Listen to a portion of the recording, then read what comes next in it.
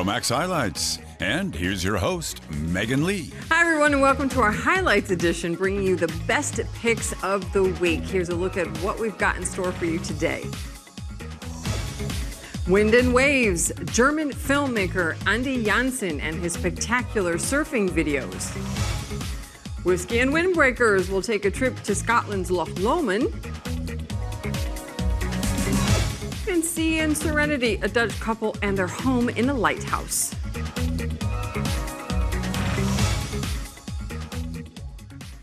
The popularity of Berlin has been growing steadily over the past few years, making it one of Europe's top destinations. Now is certainly a good time to visit since the weather's warmer and the parks are in full bloom. And if you have the money, a fun way to visit the city is in a Mercedes convertible. With a chauffeur, of course. So fasten your seatbelts for this unique tour of the German capital. The Tiergarten, a huge park in the heart of Berlin, draws tourists and locals alike. The Victory Column can be seen from miles around. Kerstin Flügge takes guests to see these and other attractions on sightseeing tours in her 1969 Mercedes convertible. The special feature is that you experience the city in its entirety in an open-top vehicle. You enjoy a panoramic view and you don't have a roof or pillars blocking your view. You get a completely different impression of the buildings and the city's beauty. Kerstin Flügge tailors her tours to meet her guests' wishes and meets them at their desired location. Ellen Bell and Werner Baumgarten are waiting at the Brandenburg Gate. The couple from North Rhine-Westphalia have been wanting to visit Berlin for a long time. I'm thrilled to be here in such a nice car in Berlin. It doesn't get any better than this. They head off to explore the nearby government district. En route, they pass by the Holocaust Memorial and the Soviet War Memorial. Then the Reichstag comes into view. The German parliament's glass dome was designed by architect Norman Foster. The Reichstag, the seat of the German parliament, was opened in 1905. Kaiser Wilhelm II called it a talking shop, as he didn't think much of parliamentarianism or the democratic developments in Germany. As you can see, the building didn't look that much different before, but it was badly damaged. Across from the Reichstag lies the German Chancellery. It's one of the world's largest government headquarters, much larger than the White House. Their next destination is Museum Island in Berlin's historic center. The complex, comprised of the Bode Museum, Pergamon, the Altes and Neues Museum, and the Alte Nationalgalerie, is a UNESCO World Heritage Site. The Museum Island is one of the world's largest museum ensembles. The island itself is home to 5 museums, the bust of Nefertiti and the Pergamon altar. Behind us there's the Berlin Cathedral, burial place and house church of the Hohenzollerns. The Lustgarten rounds off the ensemble. Gendarmenmarkt boasts of another of Berlin's impressive architectural ensembles. It features the Konzerthaus and the French and German churches. The square is one of the prettiest in Germany. Kerstin Flügge is next headed for Checkpoint Charlie, the famous crossing point in the once divided city. Some dramatic escape attempts also took place here.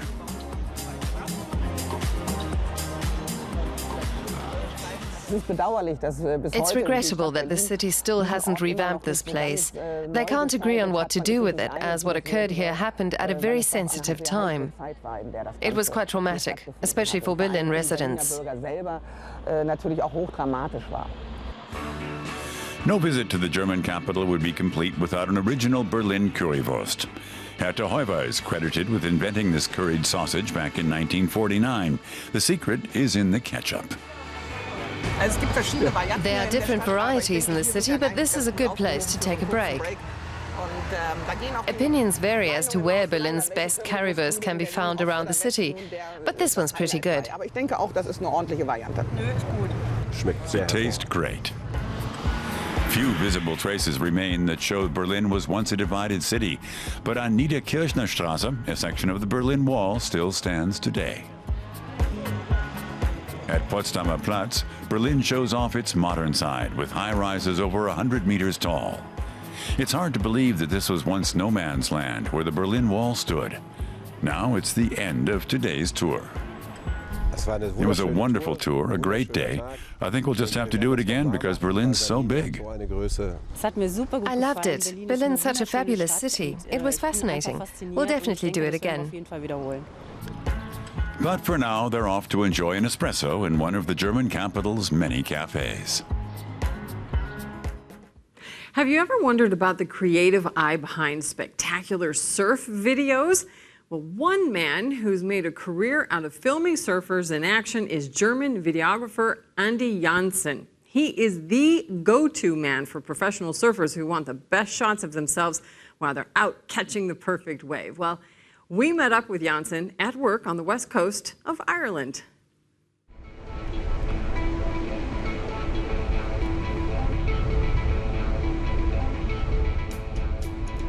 Surf's up and filmed in ultra slow motion. This footage was shot off the west coast of Ireland by Andi Janssen. The filmmaker is capturing images of surfers tackling waves of the larger variety.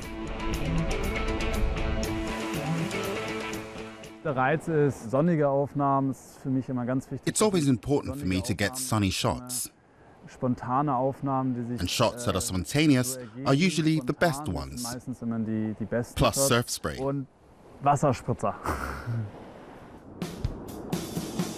Here, Janssen is filming Let's Be Frank, a documentary on the life of one of the best surfers in the world, Frank Solomon. It's the first time the filmmaker and the South African surfer are working together. He's a cool guy, lots of fun. And it's easy to work with him. He's a real pro, and everything is really well organized. Can you turn a little bit? A bit in that direction? Word of Andi Janssen's talents has spread around in the surfing scene, where he is considered a go-to filmmaker. He's constantly in demand as both a director and cameraman. Janssen has also worked with legendary windsurfing extraordinaire Robbie Nash.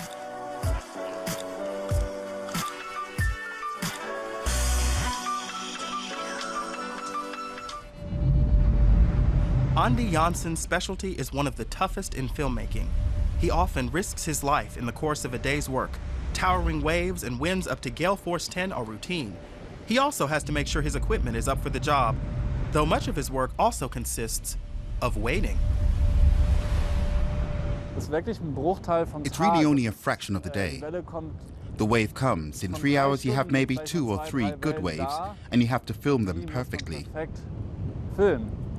You can't change batteries, polish the lens, or anything else. You have to be spot on.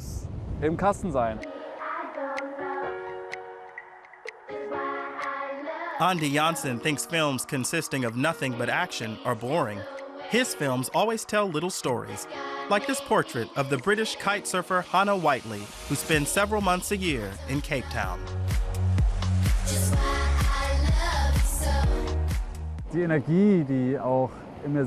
I want to present the energy that's in me too. I try to do that by showing images or conveying whatever has to do with water, or mountains, raw power, beauty, and people. Andi Janssen grew up in a harbor town in northern Germany, but now lives in Berlin. His training at a publishing house led to his first contacts to the world of surfing. Soon, he was hired for film shoots and later commissioned to make promotional videos. When I was 8, quite young, there were quite a few feature films shot in the town where I lived. And I saw all the big film sets, the dolly, special cameras, all the lighting, and I thought, that's what I want to do someday. Janssen made his first full-length film in 2014, a documentary about Madagascar. He had visited the country on vacation and felt impelled to make a film about it. He spent 2 months living on the island while filming it.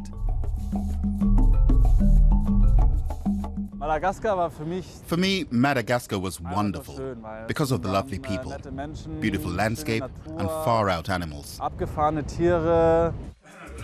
Janssen often finds inspiration for his images when he's with his friends. He says his best ideas come up during conversation. One commission often leads to the next, so he works for months at a time. He says he has little time left for himself. In my free time, I work on my own things. For example, I build cameras, or underwater casings, or I'm over the stove cooking, or I hang out with friends. I don't party much, even though I live in Berlin. He may have little downtime, but it's all worth it. For Janssen, making his living with films is his dream come true. Time now to head underground to a salt mine near the Polish city of Krakow. Well, salt excavations stopped there 20 years ago, but the mine has since become a World Heritage Site open to the public. A trip into the crystal grottos is not for anyone who might be the slightest bit claustrophobic.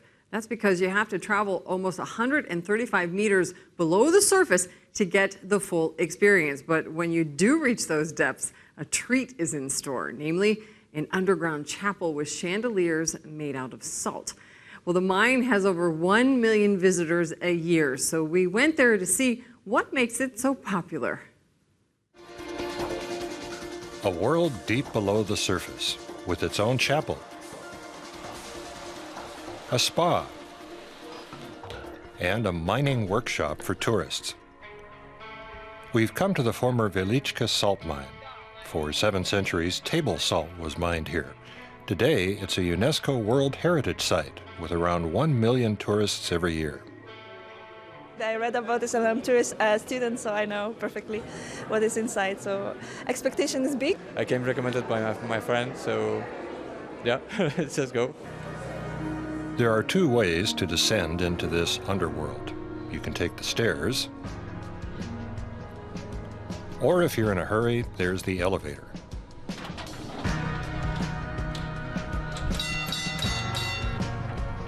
The mine's 9 levels lie between 64 meters and 135 meters below the surface. More than 2,000 chambers were created by the mining process. Now you'll find fascinating items such as sculptures made of rock salt, carved by the miners. After walking around for an hour through the tunnels and chambers, visitors will come upon the mine's greatest attraction, the Chapel of St. Kinga, built around 1895, 110 meters below the surface. Usually 3-4 miners died here every year because of different accidents. So miners wanted to have places to pray. That's why they carved chapels, and that's why in chapels they carved religious figures.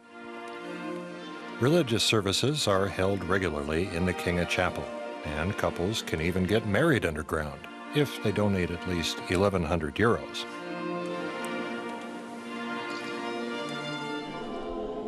During their tour, this choir was inspired to sing.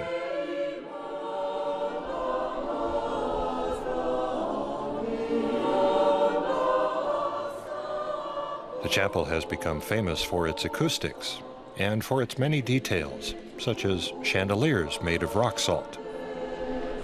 We don't have like this place in Indonesia, so this is very amazing for us, even though for me, myself, I come for the few times, but I'm still impressed with this place. This is very beautiful. To think that people came here and worked on a daily basis for hundreds and hundreds of years is quite mind-blowing, isn't it? Visitors can also experience how it might have felt to work in a salt mine by taking a different tour. Going on the authentic miner's route requires professional equipment, and some physical strength is needed to extract the rock salt. This tour is very interesting. You can learn how things used to be here. But it's not just tourists who come to the Velichka salt mine. A below-ground health resort promises relief for people who suffer from chronic respiratory illnesses. such as asthma or certain allergies. The clinic, 135 meters underground, is a unique spa location, offering an especially beneficial microclimate. It is the high relative humidity, stable constant temperature, and high concentration of natrium chloride in the air. The air is free for any pollutants which are abundant on the surface, and from allergens like pollen and other small particles. And anyone who hasn't had enough after a 3-hour tour can even sleep here. Overnight stays are the latest attraction in Velička. You take the high road and I'll take the low road and I'll be in Scotland afore ye. That was my Scottish accent. But those are the lyrics from the great old song Loch Lomond, which pays tribute to a lake and surrounding national park located just 40 kilometers northwest of Glasgow. Well, the area is the gateway to the Scottish Highlands and attracts tourists from all over the world, even despite the rainy weather. But they won't let that get their spirits down, as I discovered on a recent trip there. Loch Lomond, a symbol of Scotland's natural beauty. Its lush green landscape is a result of unpredictable weather. The lake and surrounding park are just a stone's throw away from Glasgow.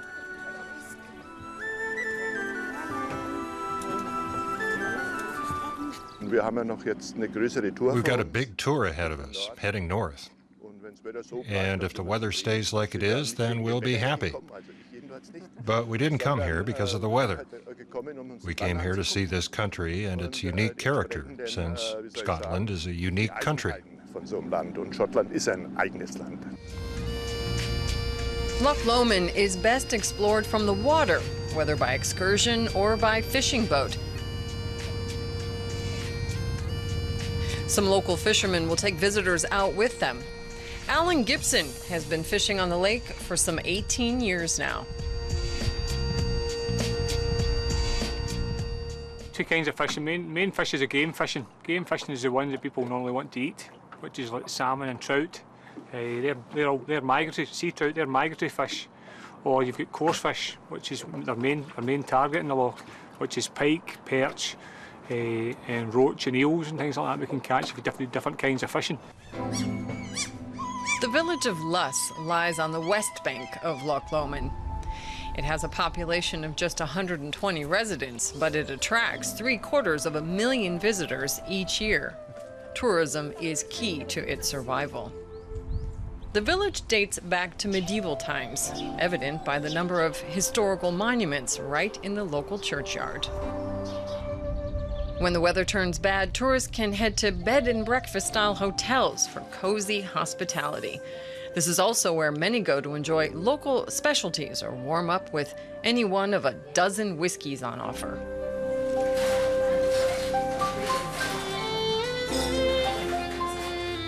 Loch Lomond chefs are kept busy filling orders for traditional Scottish dishes. Here we get a lot of tourists here in Luss, in Loch Lomond side, so we sell a lot of haggis, which is it's the national dish of Scotland. Oats, and it's also made up with the innards of a sheep, minced down, lots of onions, and we usually serve that with potatoes and turnip.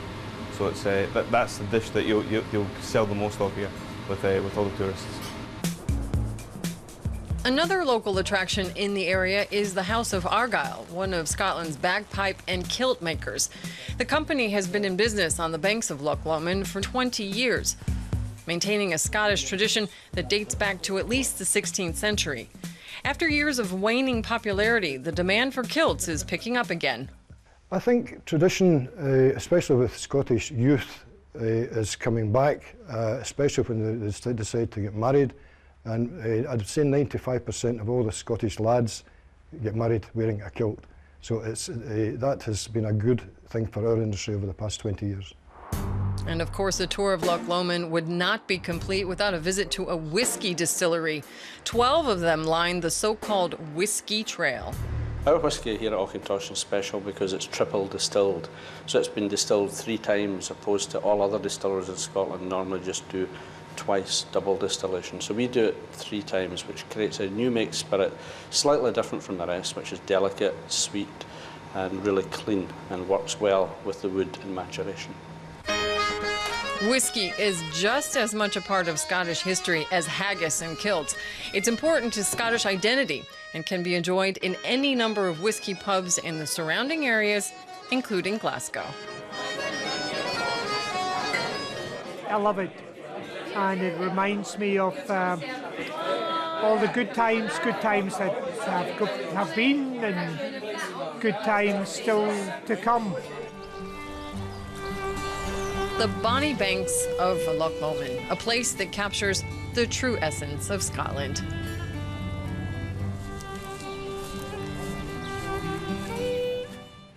Well, it's that time of year when many Europeans are enjoying summer vacation in a place far away from the daily grind. But come next month, it'll be back to school and work for most. However, one couple from the Netherlands decided they wanted to maintain that vacation feeling all year round. So they made the radical decision to live in a lighthouse. A causeway across the bay connects Marken to the mainland. The sleepy island is just 45 minutes from Amsterdam. The lighthouse has been keeping sailors on course for more than 170 years. Liliana and Thijs Spijker renovated it from the ground up, turning it into their dream home.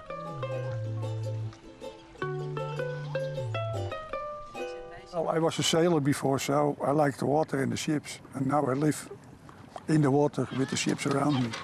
Look around. It's the freedom, it's water, it's nice weather, and of course also sometimes bad weather.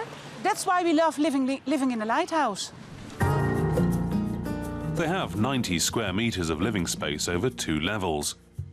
And everywhere their collection of naval memorabilia reminds them of their great passion, the ocean.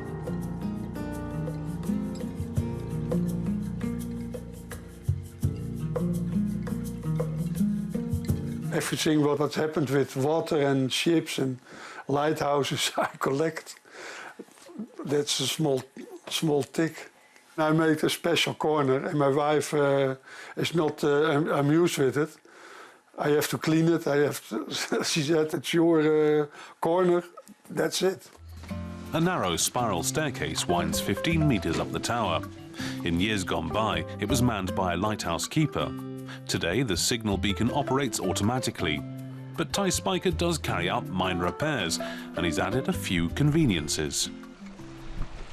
We put a refrigerator under the light with a few beers and a bottle of wine and a few stairs. But when you drink 3 beers, you have to go to the toilet. So you can better sit downstairs or drink your beer than upstairs. Not everything has been fully modernized, though. Electricity is produced by a generator about 200 meters away.